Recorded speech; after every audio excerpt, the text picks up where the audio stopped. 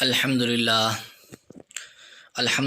رب العالمین اما بعد فاعوذ باللہ من الشیطان الرجیم بسم اللہ الرحمن الرحیم وَكَذَلِكَ يَجْتَبِيكَ رَبُّكَ وَيُعَلِّمُكَ مِن تَأْوِيلِ الْأَحَادِيثِ صدق اللہ العظیم اللہم صلی علی محمد النبی الأمی وعلی آلہ وأصحابہ وسلموا تسلیما کثیرا کثیرا کثیرا۔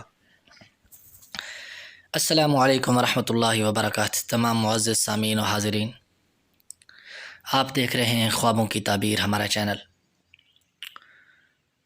آپ کو خوش آمدید کہتے ہیں۔ آج کا ہمارا ٹاپک ہے قرآن مجید کو خواب میں دیکھنا اور پڑھنا۔ جو پہلے ہم نے ویڈیو بنائی تھی وہ مختلف بزرگان دین اور ائمہ کرام کی اس پر بنائی گئی تھی، جو انہوں نے قرآن مجید کو خواب میں دیکھنے کی تعبیر لکھی تھی۔ آج اسپیشل ویڈیو امام جعفر صادق رحمۃ اللہ علیہ نے قرآن پاک کو خواب میں دیکھنے اور پڑھنے کی جو 4 مختلف تعبیریں بیان فرمائی ہیں اس کے حوالے سے آپ فرماتے ہیں، کوئی شخص اگر دیکھے قرآن پاک کو خواب میں خود کو پڑھتا ہوا، اٹھایا ہوا کسی بھی حالت میں، تو پہلی تعبیر وہ اس کی کرتے ہیں کہ اللہ تبارک و تعالیٰ اسے آفت سے سلامتی کی طرف لے جائیں گے، یعنی کسی مصیبت سے عن قریب وہ نجات پالے گا اور سلامتی میں آ جائے گا، سکون والی زندگی پالے گا۔ اور اگر وہ غریب ہے تو عن قریب وہ دولت مند ہو جائے گا۔ نمبر 3 پہ اگر کوئی شخص کوئی بڑی مراد رکھتا ہے، کوئی بڑی خواہش رکھتا ہے، تو اس کا مطلب ہے قرآن پاک کو اس نے دیکھا اور پڑھا ہے خواب میں، وہ عن قریب اپنی خواہش پانے والا ہے، یعنی اپنی مراد کو پانے والا ہے۔ اور چوتھی اس کی تعبیر بیان کرتے ہیں کہ اسے پرہیزگاری ملنے والی ہے۔